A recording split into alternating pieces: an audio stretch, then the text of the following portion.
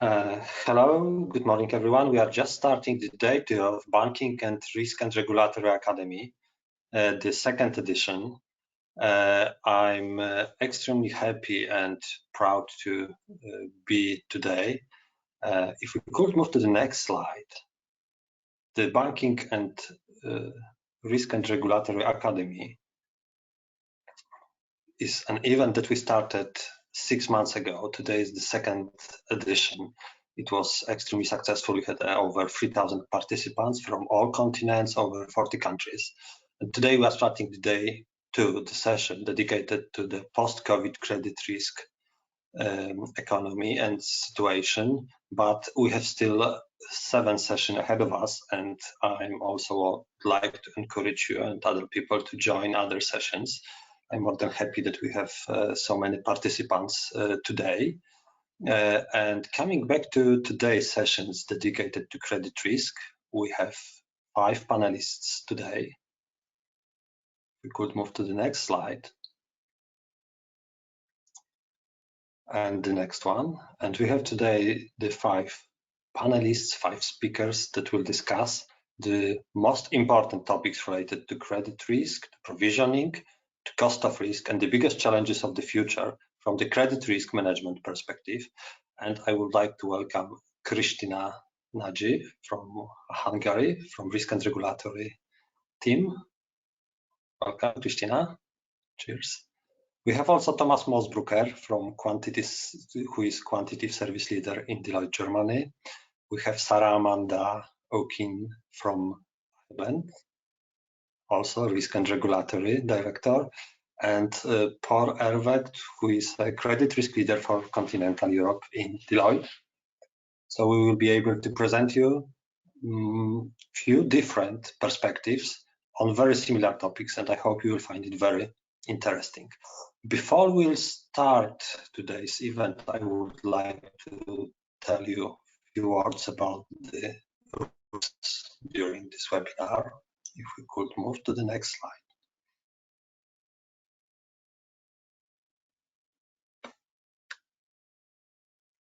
So basically, if you have any questions, please type your questions in the chat box. All audience is muted, so we'll not hear you. And we prepared, and we will have 2 poll questions. You will be able to answer them, and you will see the options on the screen. The polls are anonymous, and we will show the results in percentages, so we'll be able also to discuss it today and tell a little about what we see and what are we doing.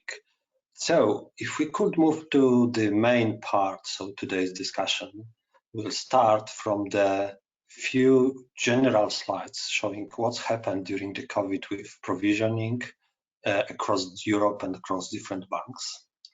If we could move to the next slide, it's probably not a surprise to us, but we see very big differences between countries and between banks in changes in coverage rate increase. So we see that in some areas we increased it very significantly, in some the increase was very small and it could be even neglected. So basically, there is no standard rule and no single ratio that could describe how these provisions change. But when we go into details, we can look at the next slide, that it's not only about changing cost of, it's not a change in provision coverage, but it also, we have a huge difference in cost of risk comparing years 2020 and 2001. We see the ratio of the cost of risk, looking from bank to bank and from country to country, can vary from a ratio 5 to, let's say, 1.5. So we see that every single country, every single bank has different risk profile, but what is the reason that these differences are so meaningful? And when we look further into analyzes how these provisions were created in 2020, we can also realize, if we could move to the next slide, that the dynamic, we can also realize that the dynamic from quarter to quarter, from first half of the year to second half of the year, was very different. When we Trying to look in the future, what will happen with this provisioning amount and coverage ratio, we also see that CFOs and different people has different perception. It depends on the country, it depends on the industry, and there is many other things that changes through the time. Looking also how does, and it is also strictly related, let's say, to COVID, how we developed and what's happened with, let's say, our ideas, perception, and perspectives.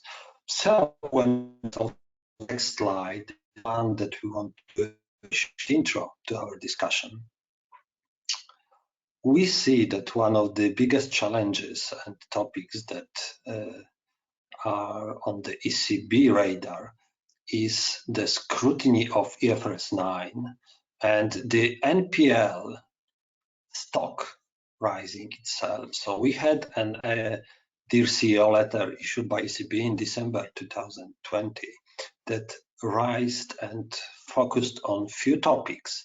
Most of them is directly refers to provisioning amount, NPL stock, the practices, how to change parameters, what is the collateral valuation, and of course the forbearance and likeliness to pay definition. So we see that there is a huge concern about the further credit risk development and credit risk materialization in our books, and it will be very interesting to look and discuss with our panelists what are the perspective of each single country. As looking on the historical data, we see that countries differ in provisioning stock, amount of created provision, and so on. So if we could move to the next slide also, I already, so one of the, let's say, first question, and I already started to talk about it, is the first question: what is the root cause of this so different trends that we observed across different banks and different countries regarding provisioning amounts, the cost of risk, and also the dynamic of the provisionings from quarter to quarter. If we could maybe start from the Hervé and the France perspective, how does it look like from your perspective? What is the root cause? Thanks, Premzek. Well, in fact, I would say that on our side, the root cause are more or less similar, I guess, to what we can find in the different other European countries. We have, since the very beginning of the COVID crisis, a very huge uncertainty of the potential impacts in terms of defaults and then failures of companies. This uncertainty is potentially a little bit increased in France because we are in the current context of incoming presidential election in 2022, which has finally driven the way governmental support has been provided to the market and the way legal, let's say, failures are managed actually in France. Just to give you a quick insight, comparing to usual historical trends, we are actually, since the beginning of the crisis, we are missing something like 30,000 failures in France. Compared to an historical trend and usual year.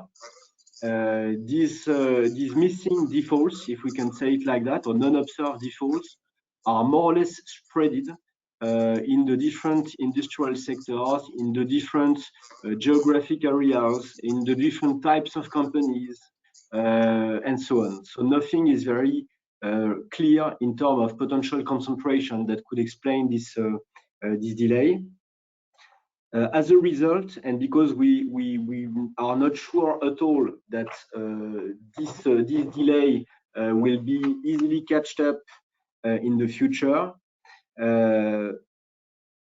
institutions have decided to add some specific provision, if we can say it like that, or contextual provision very early in the crisis between June and September.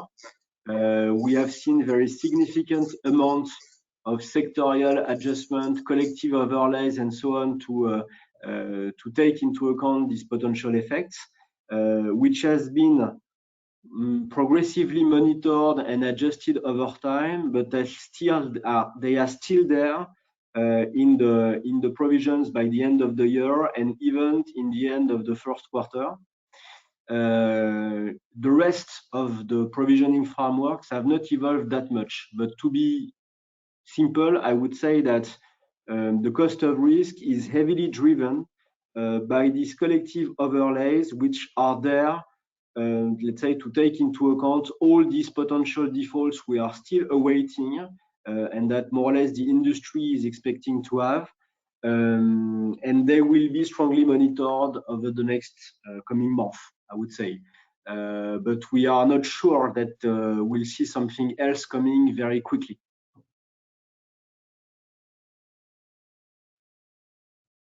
And Christina, what is your perspective? Is very similar to we observe in Hungary, or maybe slightly different? The drivers are similar, but the numbers are different. So what I see in Hungary and in Eastern Europe is that coverage ratios started well above Western European peers, even at the start of the crisis, and they increased at a steeper rate as well than Western Europe. So this was driven by two things. One is that in Eastern Europe, you have typically higher levels of NPL stock. That's not related to the current crisis. That's a leftover from the previous one. Actually, banks were reducing that NPL stock over the past year, which introduced some volatility into the risk cost. On the other hand, performing coverage, which has been my go-to number during the COVID crisis, because as Hervé said, defaults have not crystallized. So, you know, whatever increases were made for COVID, they were made in the stage and one and two bucket. They increased a lot. So to give you some numbers, in Hungary, the performing coverage is 5 times as the peers in the Nordics and 2 times as Italy. So it's quite high. And what has been the reason for that is uncertainty. A lot of the economies here in Central and Eastern Europe are export-oriented. And the other reason is that we had very extensive moratoria.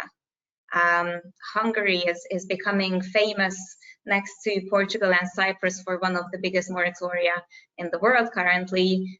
We had it for more than a year, and it looks like that another year is still to come, which means that banks are actually quite cautious. Now, is this coverage enough? Banks tend to see that it could be even a bit excessive. They were cautious, but it could even be a bit too much, and there might be releases coming. Regulators on occasion still think it's not enough. The ECB said the same, and this is the sentiment I see in this region as well, that they would still like to go up. And debt collections agencies, they believe that banks are under-provisioned and actually double-digit NPLs are coming our way. It'll be really interesting to see who's right. Okay, great. Thank you very much, Christina. Thomas, and what is your perspective? Well, when I had Hervé, many similarities to France, I think. Not only that we play the soccer game tonight, but we also have elections coming up, similar to France, in September, actually, this year. That might also be one of the reasons why in Germany as well, government has taken strong and long-term measures for the economy. So if we compare it, at least outside the Euro, I think inside the Eurozone, it's more a bit on average.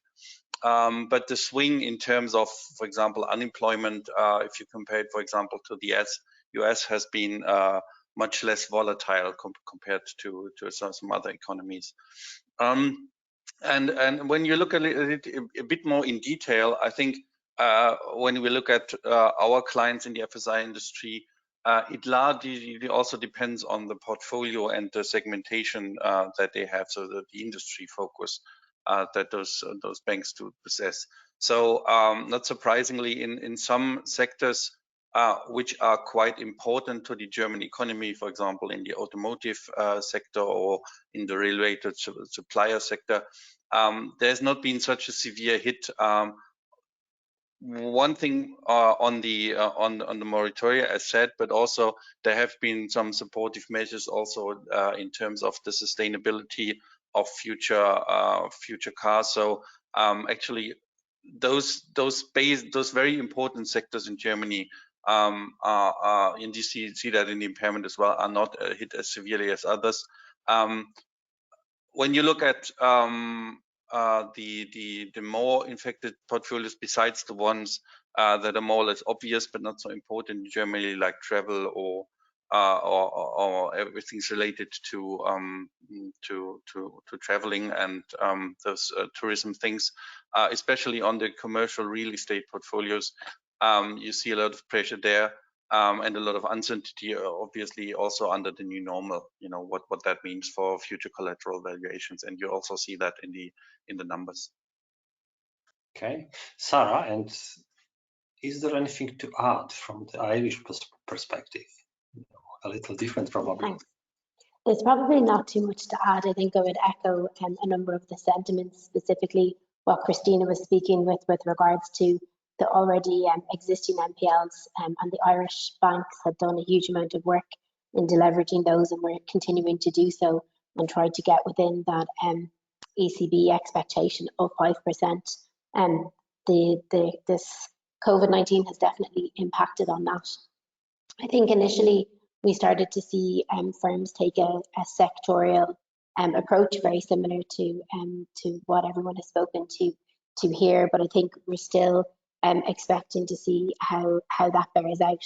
You know, we're seeing expected credit losses increase 4-fold, 6-fold for some of the banks here. So I think there's a huge amount of regulatory focus around ensuring that, you know, that they aren't being overly cautious. I think given the scars of past, where it went from being a performing loan to, you know, almost like a cliff edge piece in the previous current crisis.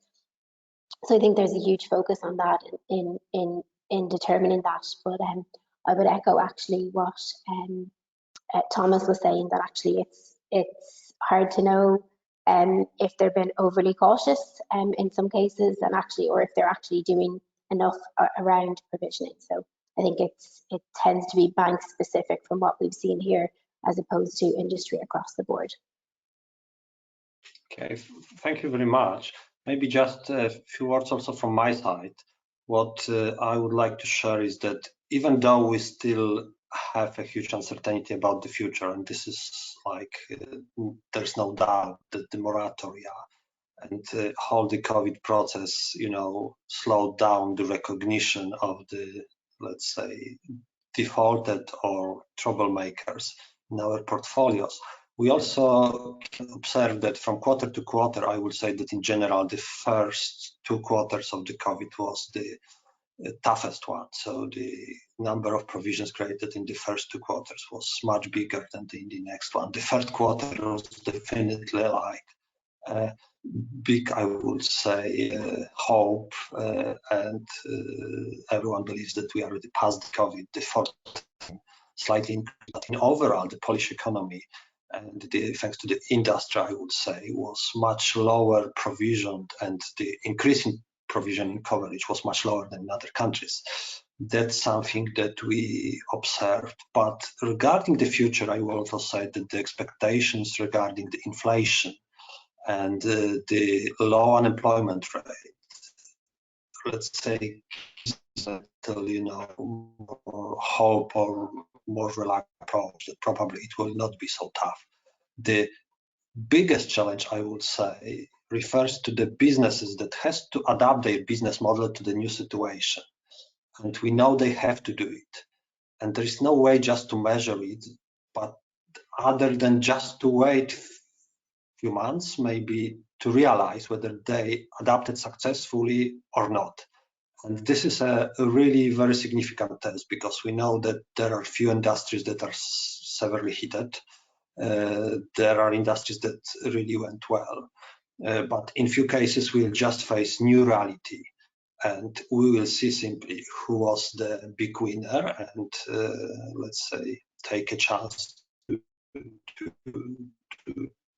succeed, and who didn't manage it. But it's probably just maybe a little extension of what was said in what happened in other countries.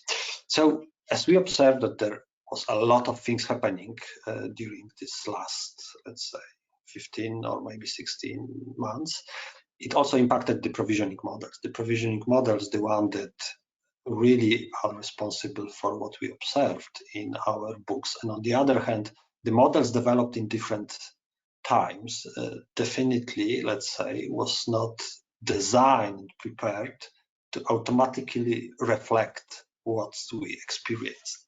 So my next question refers to our panelists.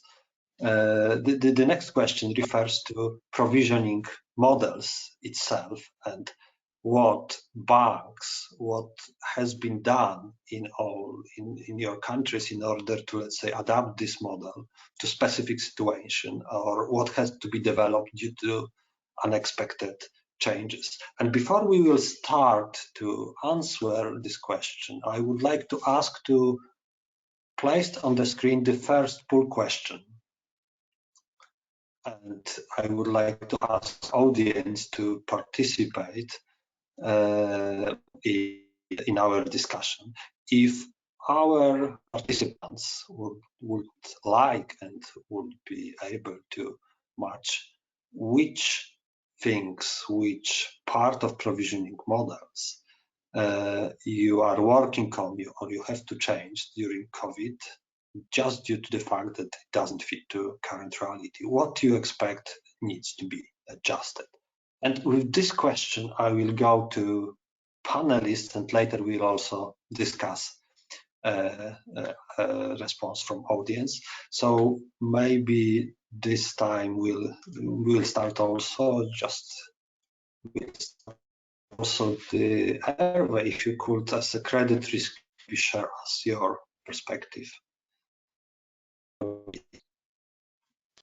Yes, sure. Well, in terms of provisioning, as we said, as we have, we can say that we have kind of specific behavior of default in this period. The exercise of both backtesting and recalibration was not an easy one. And to be clear, the majority of French banks have not recalibrated their model yet. In the same way, the idea of trying to define what could be the proper forward-looking scenarios is also, let's say, an intellectually interesting exercise, but quite difficult to support and to, let's say, to explain with strong numbers, even if the ECB has been quite insistent on the fact that banks should rely on their scenario, or at least be able to explain, if they do not rely completely on them, why they are different. So in fact, we have not seen a lot of structural change in the provisioning model, which was, by the way, also the expectation of the regulator, as they indicated that in their letter in December 2020. So the global structure have not changed. The SICR, for instance, have not changed too. Recalibration has been limited, and that means that where the provision models have been pretty different, it's on the proportion, I would say, of collective overlays and sectorial adjustments we mentioned before, which are, let's say, the variable which can be used by banks to adjust their provision and take into account this high uncertainty we already mentioned. So that was really on that matter on which institution has paid the more attention, and we also have some very strong discussions with banks in their ability to support these collective overlays with numbers, at least assumptions that could be helpful to monitor these assumptions and then progressively adjust these overlays as long as the situation will materialize. Okay, thank you. Very interesting indeed. Thomas, does German banks did the same, or maybe the approach was different this time? Well, maybe I think due to the same supervisor, maybe, and to the same reasons, I can echo very much of what Hervé was saying. So Hervé called it an intellectually interesting exercise. Still, just the data is very hard to do a recalibration. So we haven't seen that a lot.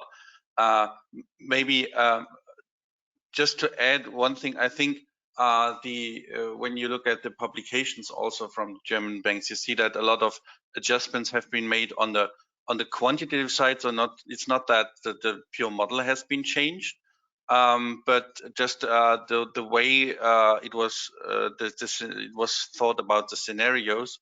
And I think just as I say this, just see the poll results coming up, that actually the 48% of the macro scenarios and the forward-looking adjustments, that was what I was trying to mention. So that's where we have seen the most work to be done and the most thought in terms of quantification. And then in the end, it's also kind of very much of a qualitative adjustment and management overlays to be explained to be explained as well. Maybe one thing that if we look a bit more in detail, the staging criteria, there were some questions around that in detail. But in the end, I would say yes. Recalibrations, we have hardly seen any. A lot of work on how to weight scenarios and how to choose scenarios, and the end macro adjustments. That's the bottom line, what I would say for Germany. Very interesting, thank you. And if we could move maybe to different jurisdictions, Sarah. So what's happened in Ireland? Thanks. So I think very similar to what my colleague just mentioned there. We've seen an increased use of top-down and bottom-up management overlays for the expected credit losses, and we expect these to continue, albeit in the short term,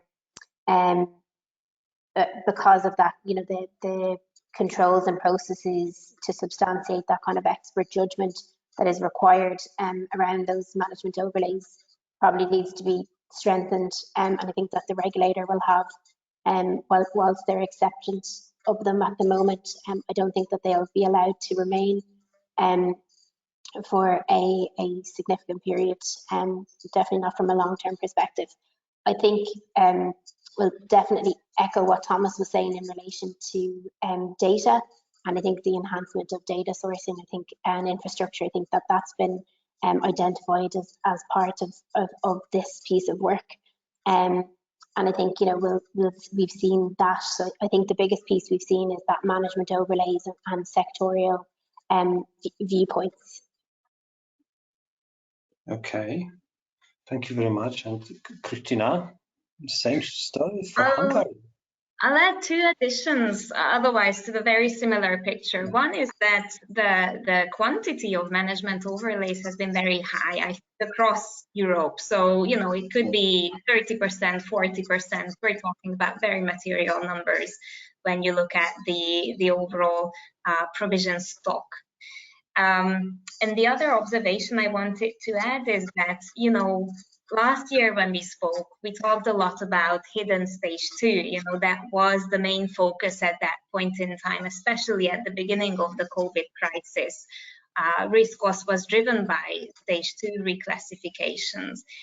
And now we're entering a different era with this hidden stage 3, where we say that some defaults should have occurred, as Hervé rightly pointed out, but they did not come to the surface for government support reasons or moratoria. So, you know, there's a bulk of defaults building on the balance sheet, and the banks need to guess how big it is. And then there's the forbearance element, which also needs to be put into the models. And on the forbearance front, there's a very interesting question that my clients are addressing now, which is, you know, yes, you have a restructured forborne population, but, you know, some part of it will become true NPL, and they will sort of not cure, and they will have sort of a regular LGD attached to them. But then another proportion will actually cure. So the focus, some of the focus is on stage 3 LGD modeling and predicting what the cures are, to be able to understand, you know, how effective the forbearance measures are put in place.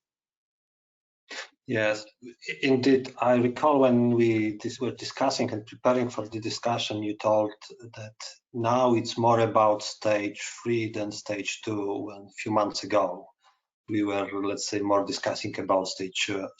And I like this sentence a lot. So I believe this describes the situation pretty well. So now the COVID is past, or we believe it's past. And indeed, we are thinking about really the stage 2, not just the stage 3, not just stage 2. So I really believe this sentence pretty well described what's going on. And also the pool showed us one of the crucial and critical questions. That impact of the macro is very important, very significant. And on the other hand, it to adapt how to use the macroeconomic factor into modeling. It's still open. So this is also a question I would like to ask panelists. How do you see, development of macroeconomic factor in the nearest future? Is it going to be like, standardized scenario and standardized approach, or maybe just the macro will become a differentiator between banks, because all other things could be the same, but just the provisional ratio could differ because we're just using different prediction for macroeconomic factor. Can we expect something like a standardized scenario published by ECB? I don't know. Is anyone willing to take this question? I can start if you want, Ramzek, quickly. Maybe regarding macroeconomic scenarios, I can just give a short personal feeling, which is to say that at the moment we are not still yet in an economic crisis. We are in an activity crisis, in a healthy one, you can call it as you want, but at the moment, as long as the defaults have not been fully materialized, and as long as, let's say, the usual and historical relations between macroeconomic variables and the risk variables that are influencing the markets are not restored, we cannot say that we are in a usual, let's say, context, even in an economic crisis one. And as long as we are in that kind of situation, it's pretty tricky to think and to design economic scenarios, both on the short term and even more, maybe not more potentially, but maybe easier in the long term than in the short term. Unfortunately, the short-term effect will be the more significant ones. In this kind of context, I believe, and that was also the, let's say, the move that was initiated by the ECB to provide some kind of initial scenarios and to, let's say, try to push the industry to use these scenarios as potential support. Should it be for direct calculation and for the IFRS 9 weightings of scenarios, or should it be to explain why their scenarios, their specific scenarios, could differ? But as long as we are not completely back in this kind of let's say, normal context, potentially stressed one in terms of economy and financial ones, it's pretty difficult to build scenarios. Yeah, well, in Germany, I'd say we've seen a lot of institutions, as Hervé mentioned, that they oriented very closely on the ECB on the ECB projections, actually more than before the crisis. So I think just in terms of reasoning, maybe it was for some reasons to be on the safe side for some discussions. While we also see others to defer from those projections. But maybe more importantly than the scenarios itself is the weighting, and actually it will be very interesting to see. But while, for example, we've seen a lot of institutions that have not given any weight to a positive scenario for a long time, that will be probably very interesting to see what the weighting will be between the different scenarios. I agree, and I didn't see a huge amount of variance between scenarios in general, even in non-ECB jurisdictions. The source of the variance is coming from the forward-looking models, where you do see a lot of variance. And one of the main concerns is that with GDP expected to bounce back and a lot of models being calibrated on delta GDP, there could be a falsely positive bounce back coming from the forecasted recovery, which is a main concern at the moment, and one I believe the main source of model adjustments, and we could see that in the poll as well, that was the most frequently selected one. But I don't see the variance in the scenarios as much as in the models themselves.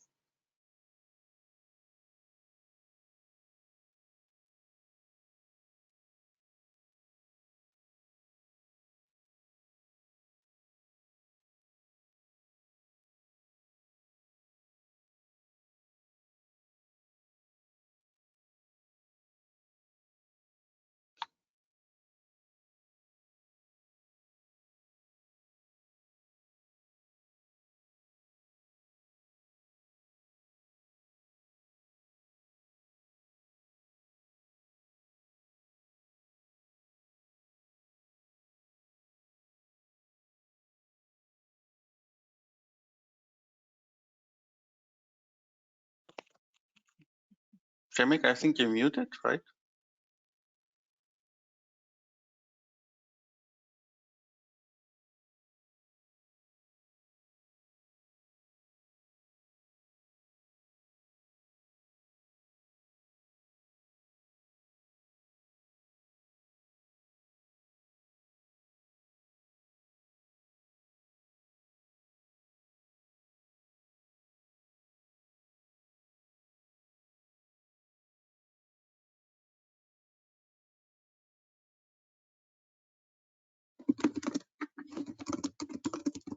It sounds like it's working tonight.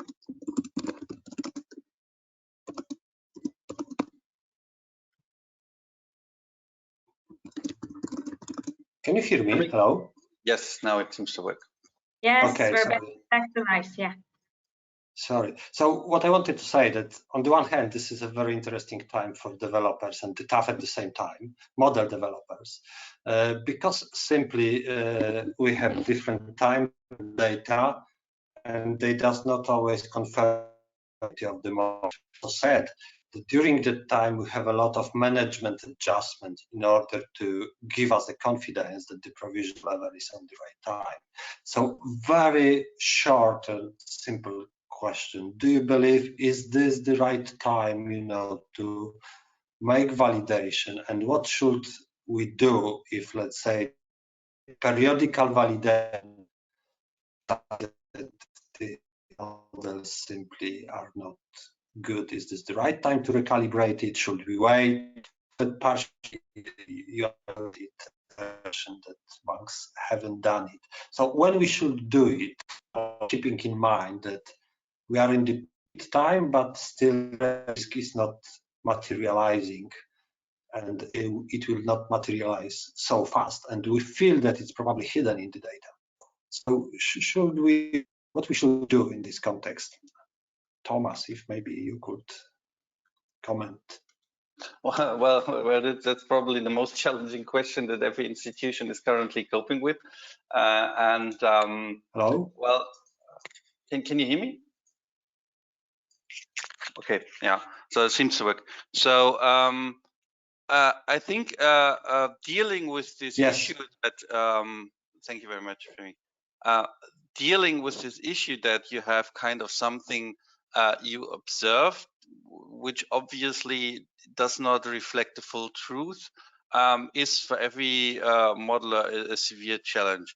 And when it comes to backtesting and validation, obviously the problem is that nobody, not even the data, gives you the true answer, yeah, right? So that's what you typically you would expect from a backtesting and validation.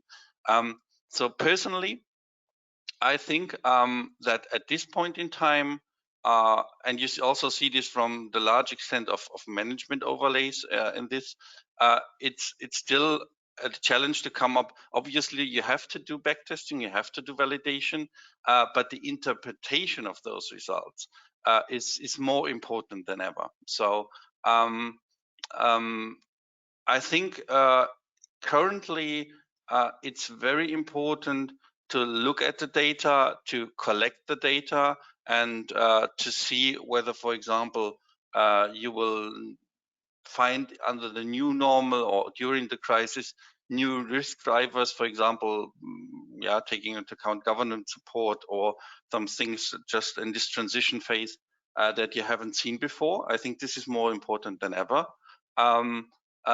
But for the time being, I think recalibration is probably a first step.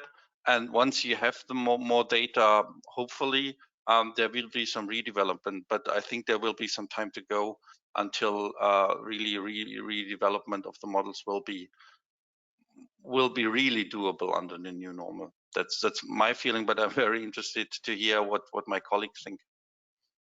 I think that's a very good question.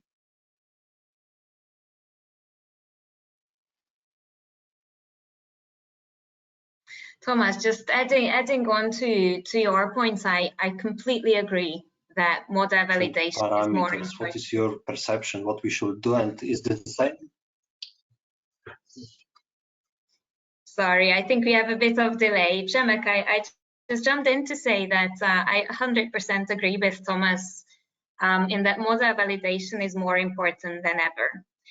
And I think there's 2 points we need to recognize here is that, validation in the quantitative manner, using the data to recalibrate the models, to run the usual tests, that doesn't work anymore. And, that's something that we need to accept. But sensitivity analysis it's more important than ever. So, what I'm expecting my clients to do and what I'm advising them to do is to test the sensitivity of the models, because sometimes the issue is that they are not sensitive enough and they just won't move. Sometimes they are overcompensating. So sensitivity analysis is a really good quantitative tool. And then in the validation toolbox, we also have qualitative tools that Thomas, you touched on as well. So understanding whether the model is still fit for the market conditions, is still fit for the business conditions, has risk appetite, has it been changed? Have the products been changed due to COVID? And also, get feedback from the model users. So, there's a qualitative strand to the validation that I think is a lot more important than it used to be in the past. And very often, especially when auditors, when I see that model overlays haven't been documented enough, the reason is that this work on the sensitivity analysis and the qualitative validation hasn't been done. So I would encourage everyone to put in the effort there, because just to agree once more with Thomas, we still have time until we can redevelop those models. So the overlays are here to stay, and good rationale and reasoning is needed for them.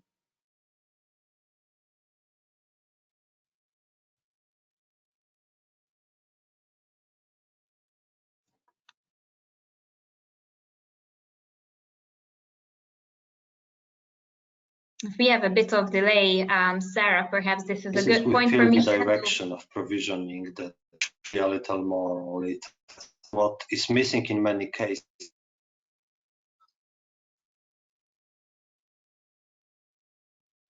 Yeah. Sarah, can you comment?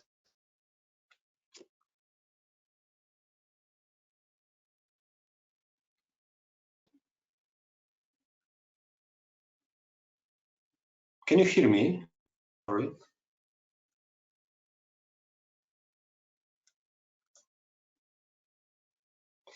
Okay, I will maybe try to switch to our line, but like a minute.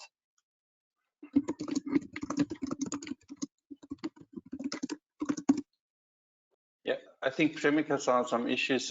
Maybe Sarah, do you have anything to add on the backtesting and validation side? I don't think so, over and above kind of what yourself and Christina have spoken to, but I would definitely echo that sentiment around them being consistently kind of challenged and updated, and that they're fit for purpose. I think that, you know, the likes of this pandemic has shown that they're not in cases, and I think to my point that I made earlier around some of the provisioning and management overlays, I think that they'll be allowed for a short period of time, but I do think that we're starting to see banks look to how they can actually automate those into their models. Okay. And maybe finally, Hervé, anything to add to the points that we just made? I think as a first person, it's always hard to add, but yes, a very quick one, because I fully agree on what you have said. The only thing I would like to add is that maybe as we will progressively see the default coming. One question that will be a common question between the way we are structuring macroeconomic scenarios and the recalibration of models will be how we can take into account a different and a more adapted segmentation. Because when you are performing the backtesting and then the recalibration, I'm not sure that in the near future it will still be a good idea to remain on the same segmentation level without considering, for instance, very sectorial specificities or characteristics. And so that will be, I guess, a common area between scenarios and risk models.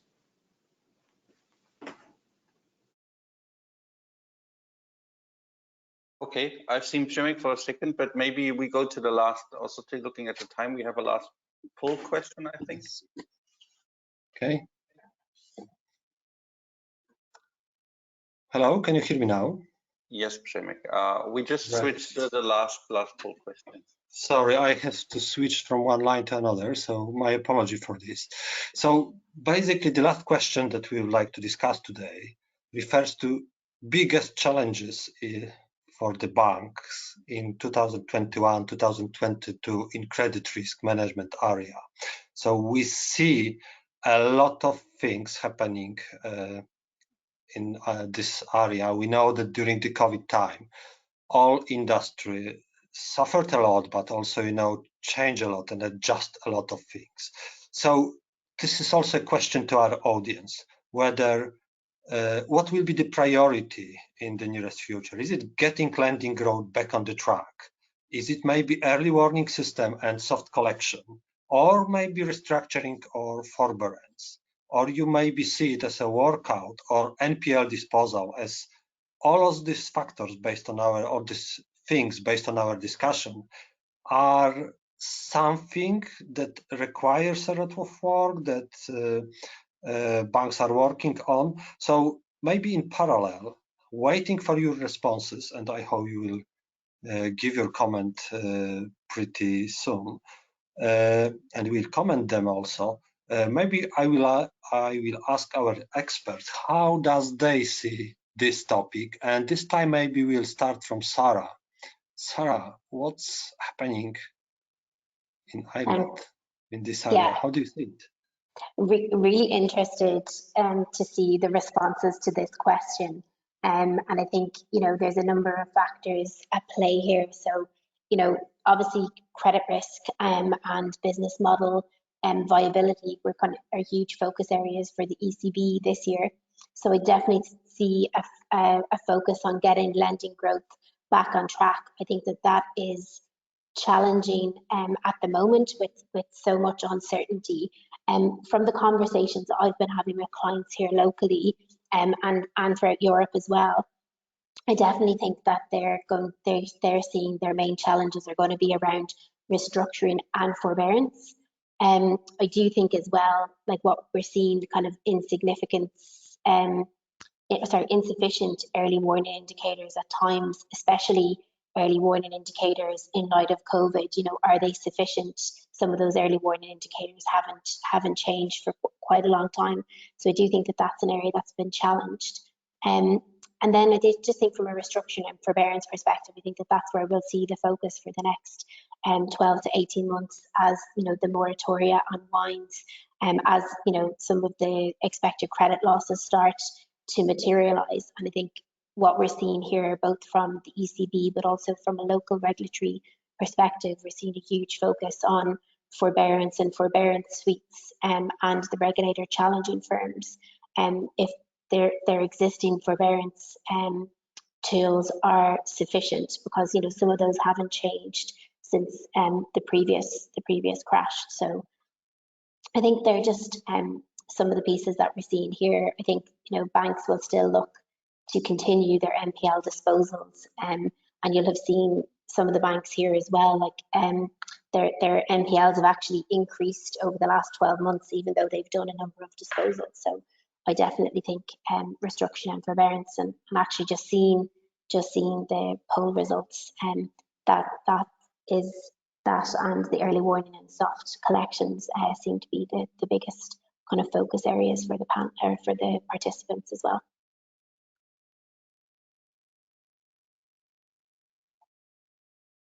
Thank you very much. And Hervé, what is your opinion? Is it different in France?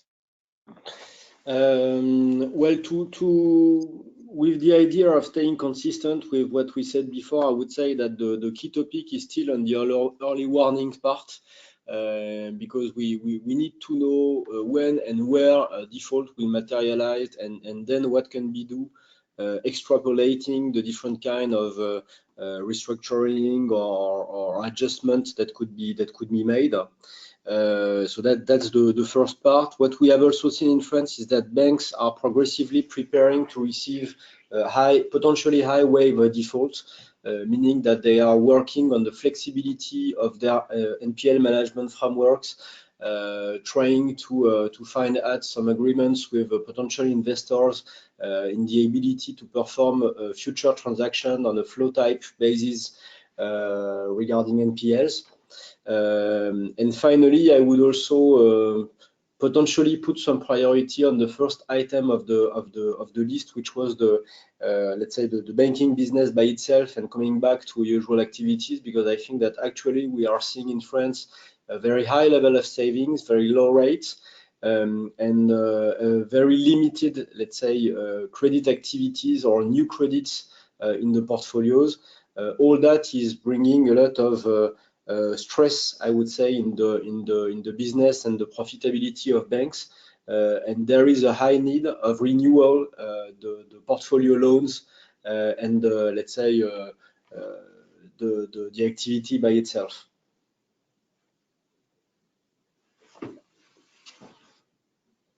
Yeah, maybe if I can add, yeah, completely in line. And when I think about it, much of the macro factors that we're discussing, so the pressures in the market in terms of liquidity, we see a flow towards more long-term loans. We see an increased amount of undrawn credit lines because corporates were trying to make sure that they have enough liquidity, but these credit lines remain undrawn.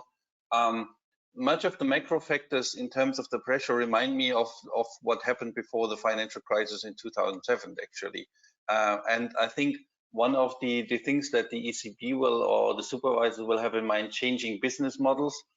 I mean, at the time, there was also some shift towards, at the time, it was securitizations and investing in some portfolios that banks haven't done before. And that might actually trigger the next crisis. So I think the regulator will have a clear focus on, as Sarah mentioned, banks will need to adjust business models, but at the same time, this may trigger new risks actually, that I don't know where they will come from.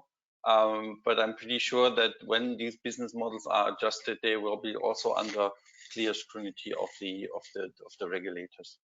And just to add, finally, from my side, I think this afternoon we have some session on the NPL management, which will be very interesting as well to discuss those topics in more detail.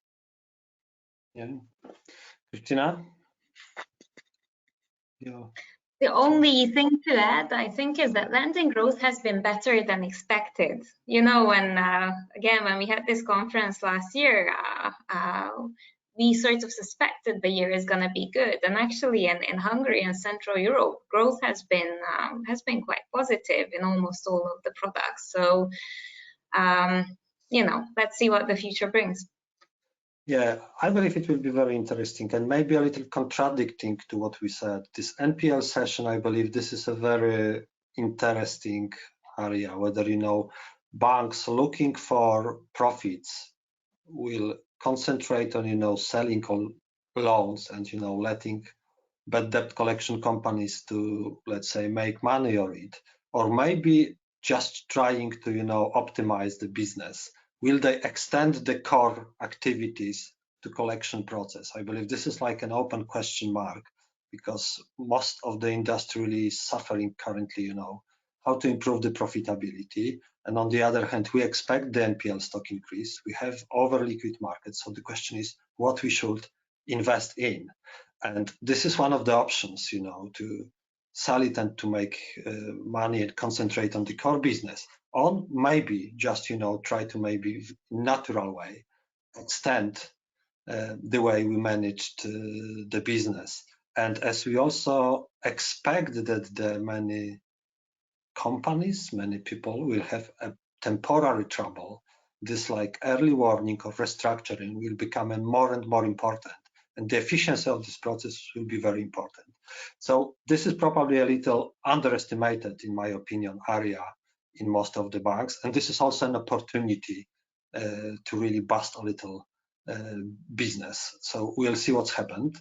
But we have also, I will just look at the question from the audience. We are approaching the end of our time, but maybe just, I'm trying to understand. We have a question. Probably we do not understand fully, let's say, the question. So maybe we'll guess. I don't know. Christina, do you want to take it?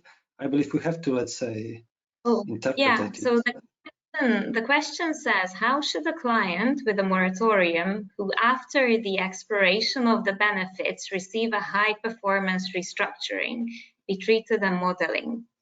And my interpretation of the question is that we're talking about a performing forborne exposure, if we say high performance restructuring. So this is not a defaulted client.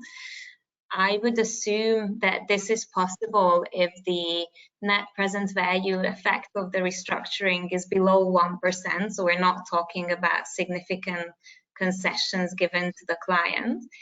In this case, this is a stage 2 client in modeling and should receive a stage 2 treatment. However, if any of the unlikely to pay indicators are met, or the NPV is more than 1%, which is quite easy to achieve actually, you don't have to do much for it, then it becomes a non-performing forborne client, and you know, it goes into the NPL stock. And the other important message is that the complete cure period is 1 + 2 years, is quite long. So, you know, that's something we're starting to see in this crisis is that with the new NPL rules, and the long cure periods, you carry the NPL for a long time. And as Sarah pointed out, you have a 5% cap as well on your NPL stock, which will make banks, work out or sell the stock over time. Yes, indeed. The discussion is very interesting, but we planned to finish in 1 hour, so we just crossed the time. I see that we have a lot of attendees, but no more time. So I would like to say to all of you, thank you. I would like to thank you, attendees, participants, panelists. We managed to overcome some technical issues, and I would like to apologize for it. But anyway, thank you for joining us today, and I hope you will find time to join next session today or the day later during this week. I believe most of them will be at least as interesting as this today. In every single, you will be able to listen about different perspectives from different countries, and I know from previous sessions, from previous Risk Academy, that our participants found it as one of the most interesting and valuable things in the whole academy. So that's thank you from my side and Deloitte side, and I believe all participants can also say thank you or hello. Have a good day and hope to see you soon. Thank you. Bye-bye. Thank you. Bye-bye.